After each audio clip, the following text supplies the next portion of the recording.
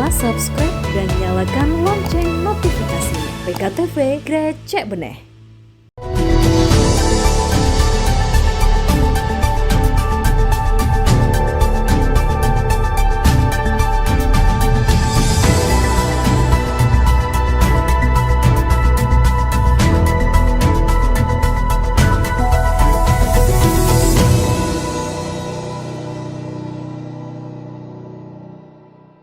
Assalamualaikum warahmatullahi wabarakatuh. Apa kabar Anda pemirsa? Senang sekali jumpa lagi dengan saya Rahma Talita di program Dewan Menyapa. Dan pada kesempatan kali ini saya sudah bersama salah satu anggota DPRD Kota Bontang, yaitu Bapak Abdul Haris. Kita akan mengulik beliau untuk bisa bercerita bagaimana perjalanan seorang Bapak Abdul Haris sampai bisa duduk di kursi DPRD Bontang. Baik, kita sapa dulu beliau. Assalamualaikum, apa kabar Pak Abdul Haris? Waalaikumsalam, kabar baik. Alhamdulillah Pak ya.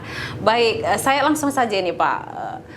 Seorang Bapak Abdul Haris, bagaimana cerita masa kecilnya Pak hingga bisa sampai saat ini Pak? Saya masa kecil di kampung, salah satu kota di Sulawesi Selatan, kota Parepare. Iya. Mulai dari SD sampai dengan SMA di sana. Kemudian masuk perguruan tinggi di Makassar di IKIP, Institut Keguruan dan Ilmu Pendidikan. Iya. Selesai itu ya kembali ke kampung mengabdi sebagai tenaga pendidik di salah satu yayasan. Tapi karena kita ingin peningkatan pengalaman, menambah wawasan, coba-coba keluar daerah. Dari situ saya langsung ke Bontang. Jadi pertama merantau memang langsung ke Bontang. Merantau itu sudah posisi sudah bekerja ya saat itu ya Pak? Bekerja. Ya? Dan sudah berkeluarga? Belum. Oh belum. Ya. Kemudian kenapa memilih di Kota Bontang Pak? Saya kebetulan ada saudara yang lebih awal ke sini. Jadi dia menyarankan kalau mau keluar daerah coba-coba ke Bontang. Di tahun berapa itu Pak? Tahun 93. Oke. Jadi dari situ ya coba-coba melamar lagi jadi tenaga pendidik di salah satu yayasan di Kota Bontang. Dan diterima walaupun yayasannya masih kecil pada saat itu. Yang akhirnya tahun 94 saya melamar, diterima. Kemudian 97 diserahi jadi kepala sekolah sampai 2019 kemarin saat terpilih. Di mana Pak? SMK IKPP Bontang. Oh, SMK IKPP. Oke. Oke Pak. Kemudian seorang Bapak Abdul Haris, kenapa akhirnya memilih untuk terjun ke dunia politik dan menjadi anggota dewan Pak? Saya awalnya tidak pernah bermimpi jadi anggota DPR. Bukan cita-cita ya Pak ya? Bukan, tidak pernah bermimpi masuk di dunia politik. Tapi dalam keseharian saya bergaul sama orang-orang politik. Dari pergaulan itu tahun 2018 saya diajak salah satu teman untuk coba-cobalah membantu-bantu di kegiatan politik sambil di sekolah. Iya. Termasuk Pak Wali Kota dulu mengajak saya coba membuktikan diri bahwa pergaulan selama ini itu bisa bermanfaat untuk di dunia politik. Saya kasih jawaban kalau pada saat itu saya belum sanggup. Tapi karena teman-teman, masyarakat sekitar lingkungan mendorong, coba Pak Haris, siapa tahu bisa kita bantu, akan duduk diberi amanah untuk di DPRD. Saya katakan kalau memang itu kehendak masyarakat sekitar lingkungan saya, ya kita coba-coba. Jadi berawal dari coba-coba, ternyata dalam pemilihan kemarin saya dari 10 caleg yang ada di PKB itu, saya yang terbanyak suaranya. Oke. Itu di tahun 2018 ya? 2018 masa pencalekan. Masa pencalekan saat itu Pak ya? Jadi sebelum saya caleg, Saya ngomong-ngomong sama tetangga karena memang sudah banyak yang memberikan masukan, coba-cobalah terjun di politik. Saya tidak langsung menerima begitu saja, saya banyak pertimbangan. Karena namanya kita dengar di luar kalau masuk dunia politik, apalagi caleg, butuh elektabilitas, popularitas, dan isi tas juga ada. Betul. Nah, saya tidak siap untuk yang ketiga itu. Oke, kalau dari keluarga sendiri Pak, seperti apa? Kalau keluarga memberi kebebasan, jadi anak istri tidak membatasi saya, selama itu tujuannya positif. Jadi malah disupport sama keluarga. Saat itu Pak, kenapa Bapak akhirnya memilih untuk bergabungnya di Partai PKB Pak? Saya karena teman-teman saya banyak orang PKB, kebetulan Pak Wali juga yang mengajak. Ya, Pak, pada saat itu posisinya masih wakil. Saya beranggapan banyak orang yang menghendaki saya maju, kemudian apalagi ini seorang wakil wali kota yang meminta ke saya, yang tentu saya hargai itu. Karena tidak jarang orang diajak oleh seorang wakil wali kota ditelepon langsung. Saya diberi pandangan terkait dengan hidup di dunia politik. Ya, dengan pertimbangan-pertimbangan dari beliau saya terima. Walaupun saya minta waktu sekitar 2-3 minggu. Setelah diajak, saya minta pendapat sama teman-teman di lingkungan maupun di luar lingkungan. Bagaimana kalau saya maju sesuai dengan arahan beberapa orang. Dan ternyata memang menyarankan nanti kita dukung. Ini saya terima tawaran itu. Oke. Saat itu apa yang ada di benak Bapak untuk maju dan akhirnya saya bakalan bisa terpilih nggak gitu? Begitu saya sudah menyatakan menerima pinangan dari Pak Basri untuk masuk di partai, kemudian ditawari harus jadi caleg, maka pada saat itu saya berhitung-hitung, saya kalau hanya sekedar caleg, ngapain saya maju? Dengan pemikiran seperti itu, ya saya mengkalkulasi teman-teman yang bisa mendukung saya, kemudian teman saya yakinkan, kalau memang mau bantu saya bukan hanya kamu, harus bisa mencarikan dukungan saya. Betul. Dan teman-teman meyakinkan saya, bahwa insya Allah kami akan mencarikan dukungan supaya Pak Haris bisa sesuai dengan keinginan. Sebelumnya tidak ada organisasi apapun yang Bapak ikuti? Saya kalau organisasi, selama sekolah saya ikut IPM, Ikatan Pelajar Muhammadiyah waktu saya SMP. Kemudian setelah itu masuk kuliah saya ikut pengkaderan HMI sempat. Kemudian kalau di Bontang ini saya pernah jadi wakil ketua umum Persatuan Guru Swasta. Saya pernah jadi bendahara umum Persatuan Guru Swasta. Saya ketua Dewan Pendidikan Kota Bontang pada saat itu. Itu pengalaman-pengalamannya. Baik. Saya pernah jadi ketua RT 5 tahun. Satu periode berarti 5 tahun Pak ya? Pada saat itu masih perwalinya 2 tahun 3 tahun. Oh, 2 tahun 3 tahun. Jadi periode ketiga saya sudah masih dicalonkan, saya tidak mau. Jadi rapat 3 kali pemilihan RT, tidak ada yang mau jadi RT kalau saya masih calon. Jadi saya putuskan mundur, beri kesempatan ke yang lain. Oke, kalau saya berbicara Pak, bahwa Pak Abdul Haris ini duduk di kursi Dewan ini tidak perlu perjuangan banyak, karena banyak yang sudah mendukung Bapak dan mencarikan suara Bapak akhirnya duduk di sini. Seperti itu? Pemikiran saya seperti itu karena saya tidak mungkin maju kalau saya tidak minta dukungan dari teman-teman. Artinya segelintir yang memberikan saran supaya saya maju, saya tidak terima begitu saya tawarannya. Saya ada syarat yang harus kamu penuhi kalau mendukung saya.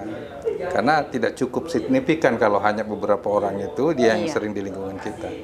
Kalau untuk duduk sebagai anggota DPR, tentu harus meraup suara sebanyak-banyaknya. Betul. Dan tidak semua masyarakat tahu saya, Iya. tidak semua masyarakat saya tahu.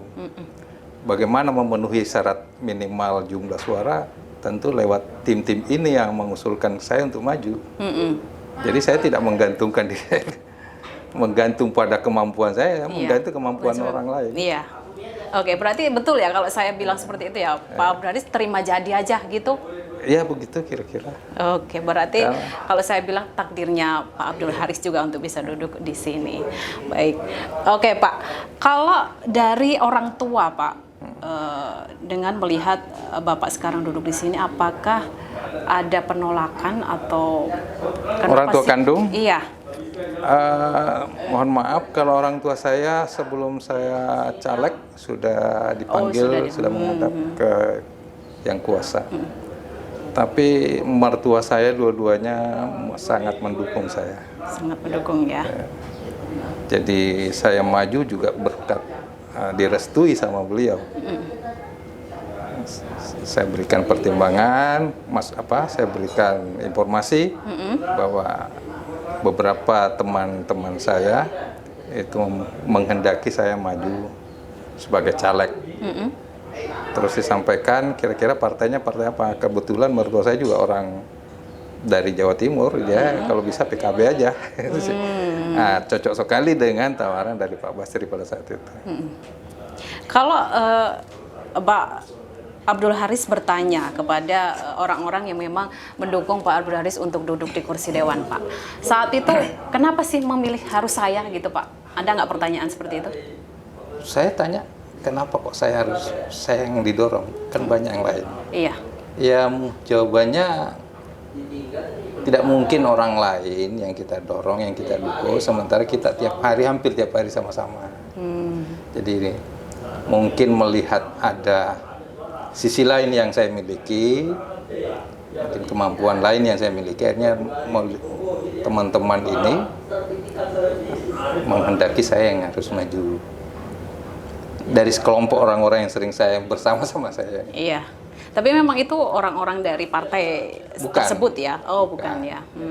Jadi saya awalnya orang baru di PKB, bukan kader dari awal. Jadi hanya pada saat pencalekan didorong, disarankan cari partai, Pak. Tapi saya kan tidak terima begitu saja.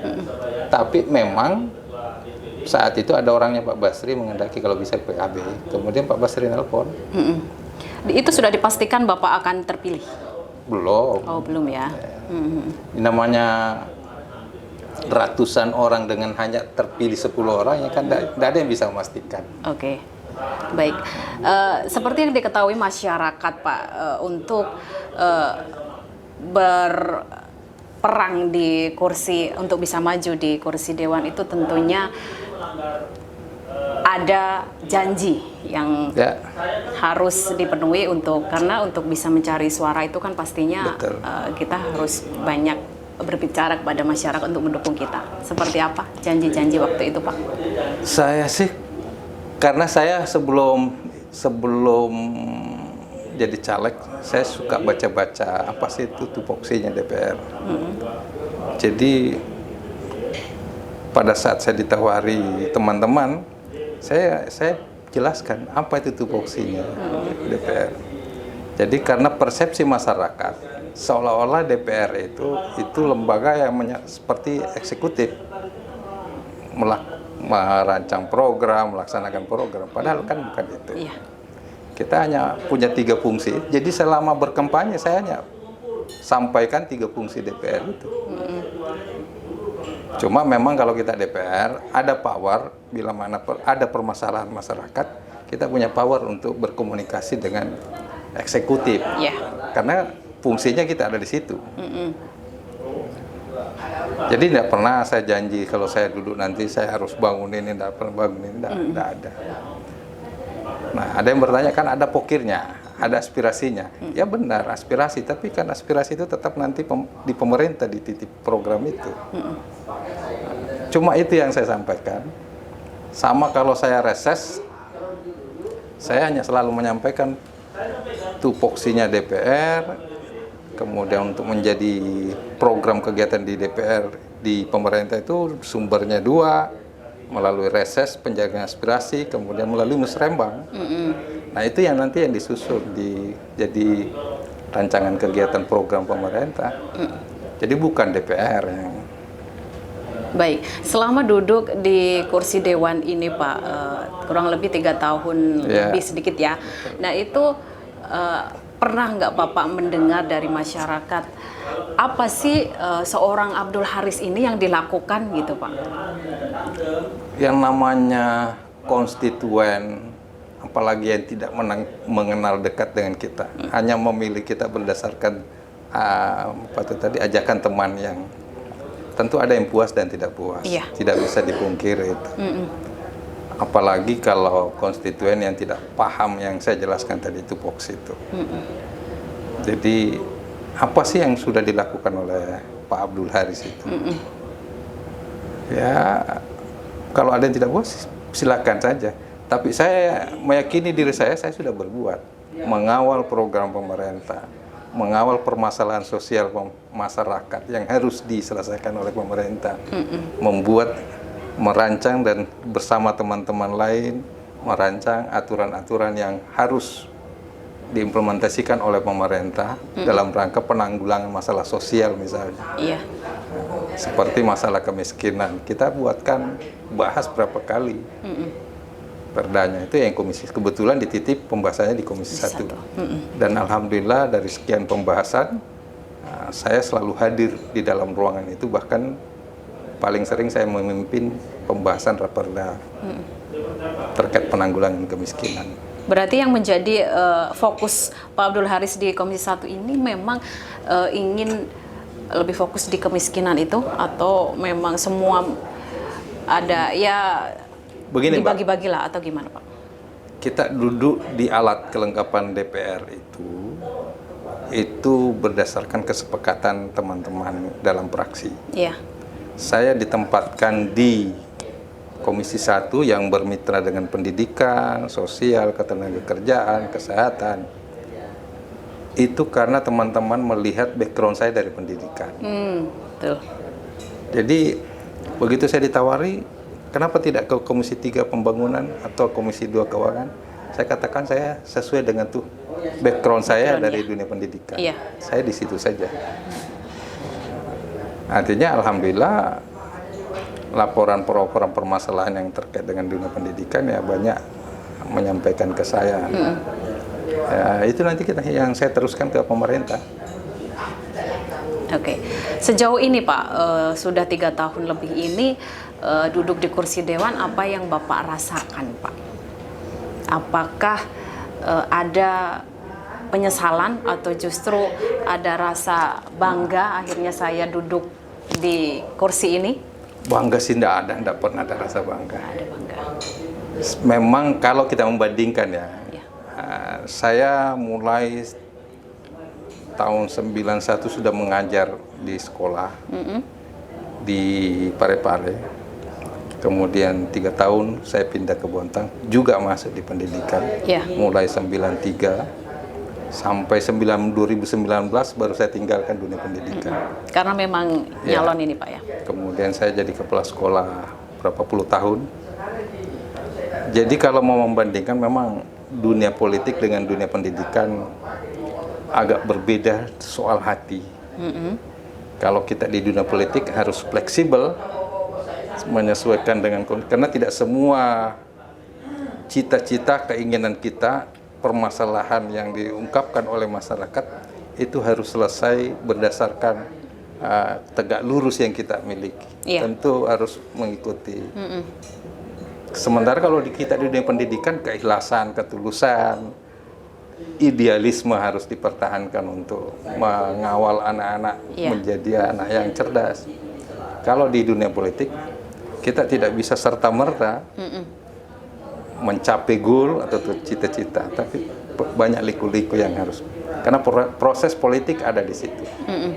Jadi kalau misalkan adakah kebanggaan, saya tidak ada kebanggaan.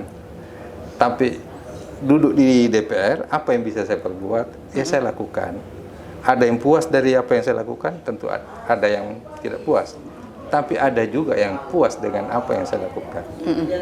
Oke, paling tidak kalau di lingkungan sekitar dari Bapak Abdul Haris sendiri, apa yang sudah dilakukan sejak sudah duduk di kursi dewan, Pak? Kalau di lingkungan saya, baik di lingkungan saya atau di luar lingkungan saya, pasti ada yang, tidak ada yang 25 itu pasti ada masyarakat semuanya tidak puas ya. Demikian juga kalau kita perkecil di lingkungan ada yang puas, karena di situ juga tidak semuanya pemilih kita. Iya. Tidak semuanya pemilih kita. Yang tidak memilih kita pada saat itu ada yang puas juga. Yang memilih kita pada saat itu juga ada yang tidak puas. Ya. Karena ketidakpuasannya itu karena apa? Karena pribadi, keinginan yang tidak terpenuhi secara pribadi, atau keinginan secara umum di masyarakat. Nah, saya merasa saya sudah secara pribadi, kalau ada yang datang ke saya minta bantuan baik material maupun non material, yang kita harapkan ini kan non material ini, yang bisa diperjuangkan untuk masyarakat secara umum. Iya. Nah, kalau di tempat saya itu ya saya sudah masukkan CCTV, pengaspalan jalan sudah mulai. Di lingkungan sekitar saya itu ada musola yang saya pernah bantu lewat aspirasi. Diperbaiki gitu ya, Pak? Perbaiki. Dan itu. Jadi ada aja lah Pak ya yang dilakukan oleh Pak Abdul Haris setelah duduk di kursi dewan. Betul. Pak ya. Jadi kalau misalnya puas tidak puas masyarakat, itu. Saya berani katakan bohong anggota dewan kalau ada yang mengklaim dirinya. Saya sudah puas masyarakat saya. Iya. Pasti ada saja 1-2 orang itu yang kedengarannya. Betul. Ya namanya manusia nada Pak ya. miring. Oke, nanti kita akan lanjutkan perbincangan kita Pak ya. Baik pemirsa, kita akan lanjutkan perbincangan kita dengan Bapak Abdul Haris sesaat lagi. Tetaplah di Dewan Menyapa.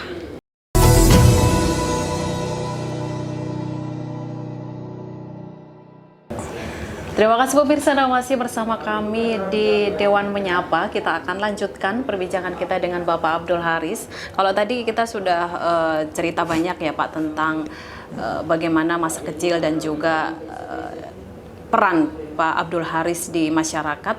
Saya ingin mengulik lagi Pak tentang tugas-tugas Bapak Abdul Haris di Komisi 1 ini Pak. Apa saja yang dilakukan Pak? Komisi 1 tugas kami bermitra dengan Dinas Pendidikan, kemudian Dinas Kesehatan, Dinas Sosial, Ketenagakerjaan, Kelurahan, Kecamatan. Jadi tugas-tugas kedewanan kita sesuai dengan AKD di Komisi 1 itu banyak bergelut pada pertama permasalahan ketenagakerjaan yang untuk di Bontang ini cukup tinggi permasalahan kasus ketenagakerjaan, perselisihan ya, khususnya perselisihan ketenagakerjaan antara karyawan dan perusahaan, ya? Antara perusahaan satu dengan perusahaan lain yang berbisnis ya. Dan itu kalau ada permasalahan itu sampai ke Komisi 1 biasanya kita rapat internal komisi untuk menindaklanjuti permasalahan itu. Paling tidak kita fasilitasi permasalahannya supaya ada solusi dari permasalahan itu. Kemudian di bidang pendidikan juga sama. Jadi bagaimana Dinas Pendidikan ini kita dorong supaya swasta dan negeri itu bisa setara, sama. Jadi tidak ada dikotomi antara swasta dengan negeri, khususnya dalam pertama banyak hal. Kalau ada pelatihan-pelatihan, ya swasta juga harus dilibatkan. Peningkatan kapasitas SDM. Kalau ada pelatihan program dari Dinas Pendidikan, jadi swasta harus banyak dilibatkan. Karena sama-sama mendidik anak bangsa. Jadi goalnya itu tidak boleh hanya negeri, swasta ditinggal. Walaupun secara institusi yayasan ini kalau undang-undang yayasan ya harusnya mandiri. Iya. Tapi kalau namanya kita lihat anak yang dididik itu adalah anak bangsa. Jadi sama-sama guru yang ada di swasta dan negeri itu sama-sama harus kita tingkatkan kapasitasnya. Oke. Kalau melihat daripada tugas-tugas dari Komisi 1, Pak, sampai saat ini apa yang masih menjadi PR Komisi 1 yang memang belum ada jalan keluar gitu? Saya kira lebih banyak ke permasalahan ketenaga kerjaan. Khususnya para pengusaha yang dari luar ini yang tidak memberdayakan tenaga kerja lokal dan pengusaha lokal. Jadi misalnya ada industri yang ada di Bontang, kemudian perusahaannya yang investornya dari luar, itu kan harapan kita pekerjanya lokal, maupun pengusaha lokalnya itu harus diberdayakan. Nah, ini belum semua bisa terrealisasi dengan baik, dan itu menjadi tanggung jawab beban dari Komisi 1 untuk dapat senantiasa mendorong terus supaya adil. Kemudian dari sisi yang sering ribut ini, CSR perusahaan. Iya. Nah, kita ingin nanti CSR perusahaan itu harus benar-benar transparan untuk digunakan untuk kemaslahatan dan kesejahteraan masyarakat Bontang. Bontang ini kita katakan ramah investasi, tapi bagaimana ramah investasi itu juga berdampak pada peningkatan kesejahteraan masyarakat Bontang. Tidak mungkin orang berusaha di Bontang, tapi masyarakat di lingkungan sekitarnya kurus-kurus atau miskin, atau tidak sejahtera. Nah, tegakah perusahaan seperti itu? Jadi silakan datang ke Bontang berinvestor sesuai dengan aturan yang ada, tapi keberadaannya itu harus membawa manfaat khususnya pada kesejahteraan masyarakat Bontang.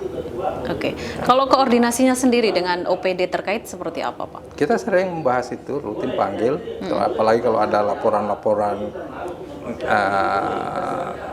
dari masyarakat yang memang perlu ditindaklanjuti, langsung kita koordinasi dengan mitra komisi. Dan itu rutin kita lakukan. Kalau sejauh ini, Pak, dari tadi kan ada dengan perusahaan, sesama perusahaan, dan ada dari karyawan maupun dengan perusahaan gitu, Pak. Apa sih yang benar-benar menjadi permasalahan yang hanya itu terus, Pak? Permasalahannya itu terus itu apa ya?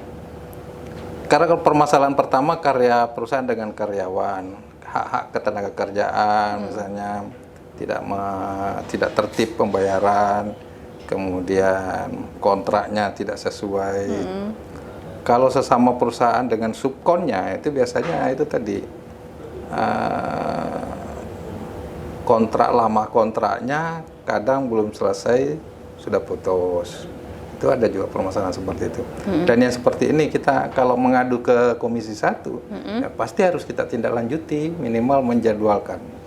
Cuma memang permasalahannya tidak semua yang langsung masuk laporan langsung kita tindak lanjuti, karena kita di DPR ini ada namanya BAMUS yang sudah menyusun program kegiatan 1 bulan penuh. Jadi harus kalau ada diprioritaskan dulu gitu, Pak, ya. Kalau ada laporan yang tidak terjadwal di BAMUS itu biasanya dan segera harus ditindaklanjuti, itu biasanya kita minta restu dari pimpinan supaya ini bisa disisipkan karena ini urgent permasalahannya. Tapi kalau kita menganggap ini masih bisa ditunda sampai bulan depan karena ada agenda lain sesuai dengan jadwal yang sudah disusun, maka kita jadwalkan bulan berikutnya, masukkan dalam kegiatan BAMUS. Oke, sejauh ini Pak kan ada juga permasalahan saat itu ya, mungkin limbah dari perusahaan yang akhirnya berdampak ke masyarakat sekitar. Untuk Komisi 1 sendiri apa waktu itu yang dilakukan, Pak? Akhirnya sudah tidak ada permasalahan lagi, Pak? Kalau masalah limbah, karena Kalau permasalahan sosialnya ya, tapi kalau permasalahan dampak pencemarannya itu masuk di lingkungan Komisi 3 kalau nggak salah. Jadi yang begitu-begitu kami harus koordinasi dengan Komisi 3 supaya ini bisa kita bicarakan bersama. Jadi kalau permasalahan sosialnya, tapi lihat OPD-nya yang dipanggil yang mana. Kalau OPD-nya yang dipanggil itu terkait Dinas Lingkungan Hidup, maka komisi lain nih, kita harus gabungan. Dan itu kemarin kayaknya oleh ketua disampaikan supaya ini difasilitasi pembahasannya. Oke, baik. Kalau dari segi sosialnya, dari Komisi 1 tidak ada koordinasi untuk dengan OPD terkait, Pak? Kami tidak mau langsung ngambil koordinasi langsung tanpa restu dari komisi lain. Komisi lain dulu ya, Pak ya? Karena kita ya saling menghargai mitra yang kita. Demikian juga dia tidak bisa memanggil mitranya Komisi 1 tanpa berkoordinasi dengan kita. Jadi kalau dia mengadakan rapat memanggil mitranya Komisi 1 atau kita rapat memanggil mitranya Komisi 3, maka rapatnya itu harus gabungan. Gabungan ya. Oke. Kalau dari tupoksi Komisi 1 sendiri, Pak, yaitu sosial itu tadi. Saya akan berbicara tentang kemiskinan yang ada di Kota Bontang, Pak. Dari Komisi 1 sendiri, waktu itu juga sudah ada perda yang mengatur tentang kemiskinan, Pak. Dan sejauh ini seperti apa, Pak? Kami ada perda yang baru kami susun, baru tadi selesai, review tadi. Itu perda terkait dengan penanggulangan kemiskinan. Iya. Kenapa kita dorong, DPR mendorong itu karena melihat tingkat peningkatan kemiskinan masyarakat Kota Bontang dari tahun ke tahun bertambah. Kalau tidak salah sudah mencapai 8.000 dari sekian penduduk. Artinya statistiknya itu meningkat. Melihat tren yang meningkat itu tentu harus ada langkah yang diambil oleh pemerintah. Dari DPR melihatnya supaya ada pedoman bagi pemerintah, maka kita buatkan perda. Maka tadi pembahasan sudah sekian kali, tadi sudah review penyempurnaan dari pembahasan, hasil pembahasan itu yang dirubah apa saja. Jadi perdanya itu kita berbicara kriterianya, kriteria indikatornya, kemudian program yang harus dilakukan oleh pemerintah. Kriteria kemiskinan jangan hanya mengacu pada kriteria kemiskinan tingkat nasional, tapi harus ada kriteria berdasarkan fakta yang ada di Bontang. Karena kemiskinan di daerah lain belum tentu sama kemiskinan yang ada di Bontang. Ya. Kemudian kalau dari faktanya, Pak, fakta yang terlihat di Bontang, kemiskinan seperti apa? Kalau fakta sih kita berbicara data saja. Datanya berapa? 8.000. Dari tahun berapa? 2020 cuma sekian, 2021 naik jadi 7.000 lebih, kemudian akan meningkat terus. Apakah dibiarkan? Tentu kita, pemerintah dan DPR harus mendorong bagaimana cara penanggulannya dengan aturan yang ada. Kalau pengawasannya dari Dewan sendiri, Pak, daripada OPD terkait yang memang turun di lapangan, Pak, apakah memang sudah maksimal Bapak melihatnya? Kalau kita panggil OPD, dinas sosial misalnya, atau dinas tenaga kerja, itu kan pasti bahasanya sudah maksimal kerjanya. Perlu nggak Dewan turun langsung, Pak, ini melakukan sidak? Perlu. Kami ada jadwal untuk mengunjungi salah satu masyarakat yang tidak dapat bantuan sosial, padahal nyatanya kehidupannya itu layak untuk dibantu. Makanya tadi di perdanya, jangan kriteria kemiskinan itu hanya mengacu pada 16 kriteria kemiskinan secara nasional. Karena kalau itu dipakai, banyak orang Bontang tidak dapat. Karena rata-rata kalau orang Bontang ini katakan miskin, tapi belum tentu dia tidak punya motor. Kalau di daerah lain mungkin miskin, tidak betul-betul tidak ada motor. Kalau di Bontang ya ini ada orang miskin yang punya motor, bahkan ada 2, tapi tidak bisa memenuhi kebutuhan hidupnya. Berarti apakah perda itu yang dari nasional itu ada perubahan, dirubah, Pak, atau ada tambahan? Ditambah. Oh, kita lebih sarankan sudah tambahkan kriteria yang memuat muatan lokal Bontang. Baik, kalau saya berbicara tentang pendidikan, Pak, pendidikan yang ada di Kota Bontang, apakah masih banyak sekolah-sekolah yang memang masih banyak yang perlu dicermati ataupun belum standarnya gitu, Pak?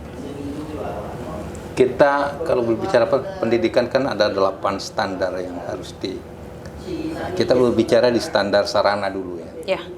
Kalau di standar sarana, kami Komisi 1 sudah keliling beberapa sekolah dan itu memang kesimpulan yang kita ambil, pemerintah khususnya Dinas Pendidikan Kota Bontang itu harus melihat fakta yang ada bahwa ada sekolah yang gedungnya harus ada peningkatan. Contoh misalnya di SD dekat Kelurahan Bontang Lestari. Di situ kita masih ada 2 lokal sekolah, 2 ruang belajar itu bangunannya masih terdiri dari kayu. Padahal ini kita kota, pendidikannya terkenal Kaltim, berprestasi. Tapi nyatanya masih ada sekolah kita yang bahkan melakukan 2 shift pembelajaran. Kalau 2 shift pembelajaran, maka capaian target kurikulum saya yakin pasti tidak tercapai ya. Karena pemotongan waktu-waktu belajar. Betul. Nah, kalau dari standar guru pendidik, saya kira Bontang rata-rata pendidiknya sudah kualifikasi S1 ke atas. Tinggal biar bagaimanapun berijazah S2, S1, tapi kalau tidak ditunjang oleh sarana prasarana yang memadai, saya kira standar mutu tidak bisa maksimal lah ya. Bukan tidak bisa tercapai. Nah, kalaupun ada salah satu sekolah, beberapa sekolah yang berprestasi di Bontang, itu juga bisa dilihat prestasi apa, akademik atau non akademik. YPK misalnya itu banyak prestasi akademiknya dan non akademiknya. Karena memang ditunjang oleh fasilitas dan pengelola sekolah yang memadai.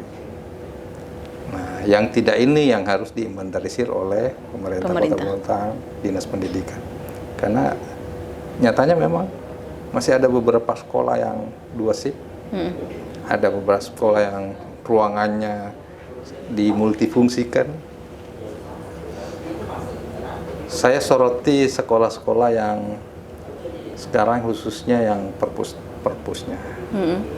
Jadi banyak sekolah yang perpustakaannya ya perpustakaan seadanya. Padahal perpus ini sangat menunjang.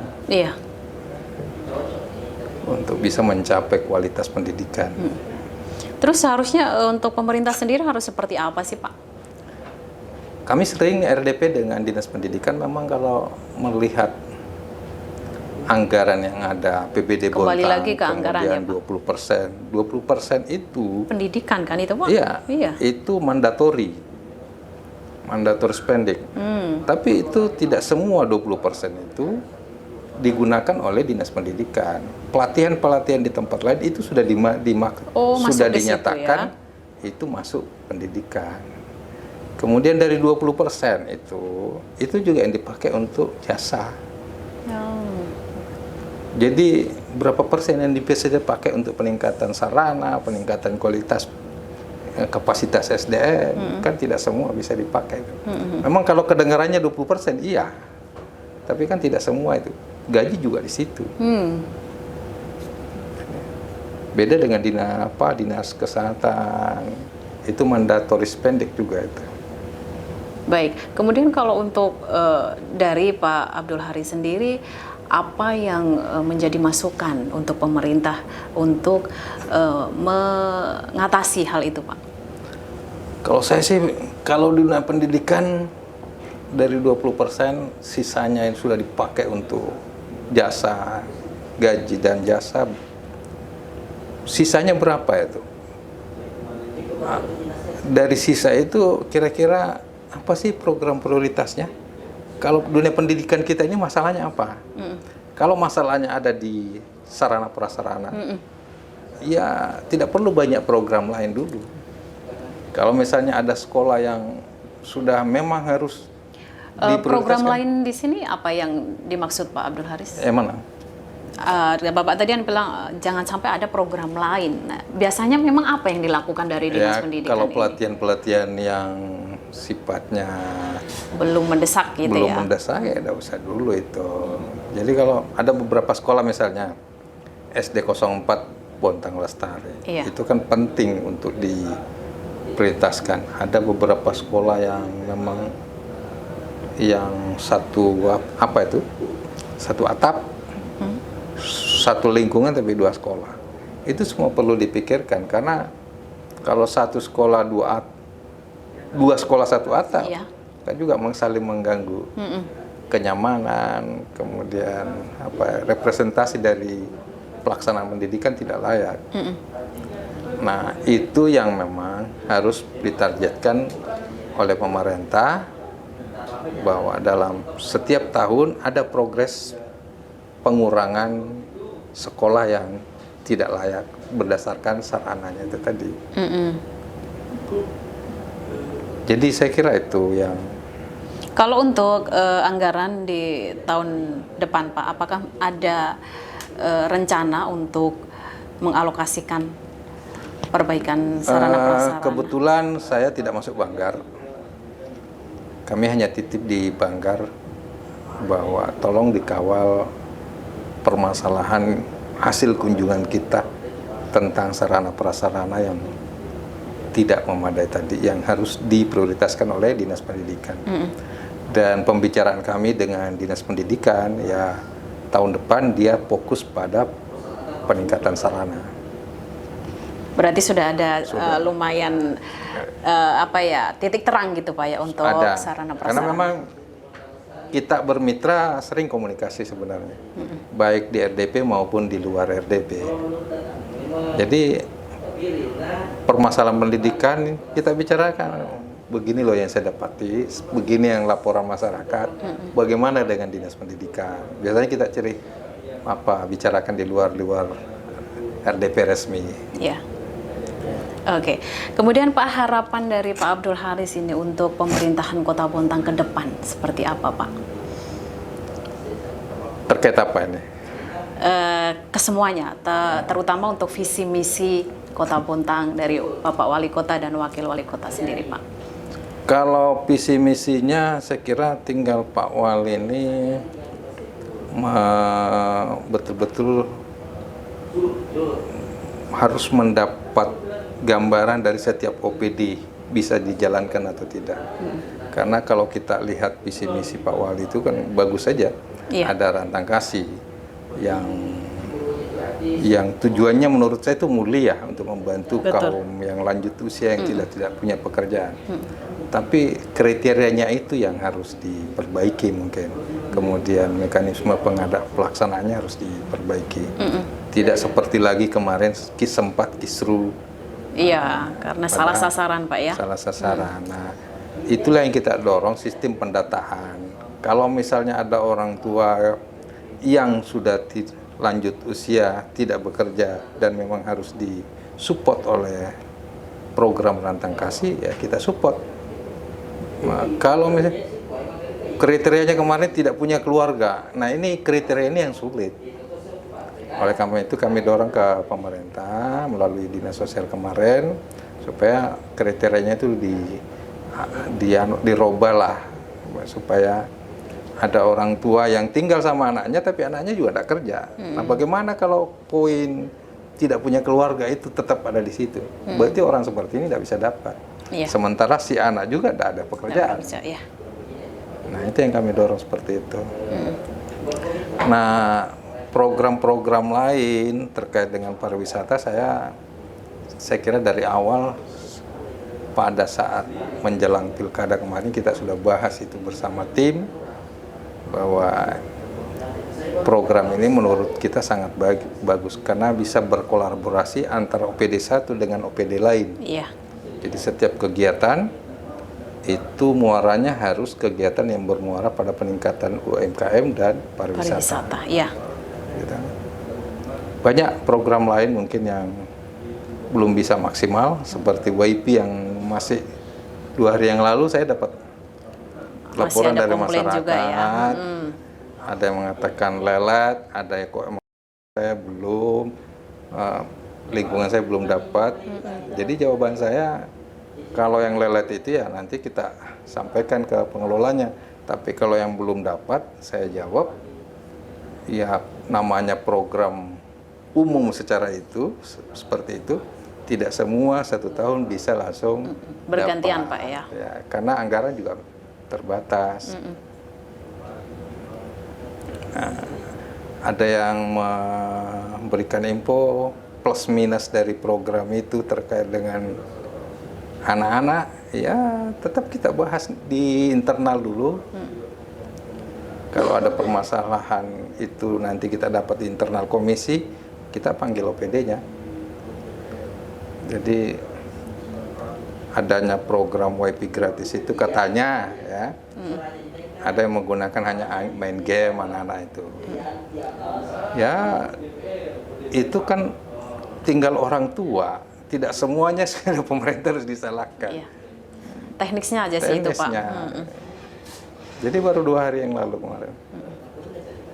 Oke, yang terakhir Pak Abdul Haris, saya ingin bertanya bagaimana suka duka Pak Abdul Haris selama duduk di kursi Dewan 3 tahun lebih ini Pak, di periode pertama ini Pak. Suka dukanya apa ya, kalau ada permasalahan yang aduan masyarakat yang memang kita harus tindak lanjuti, baru itu tidak berlarut-larut penyelesaiannya. Karena butuhnya komunikasi yang bagus, negosiasi yang ini. Kalau itu tidak selesai, itu merupakan satu jeritan hati ya. Tidak puas, kenapa sih saya ini kok tidak bisa. Menyesali diri lah. Tapi kalau sukanya ya dengan kumpulnya para politisi senior, banyak ilmu yang kita bisa dapat. Terutama permasalahan masyarakat. Kalau saya dulu hanya di pendidikan, ya bergelut di pendidikan saja.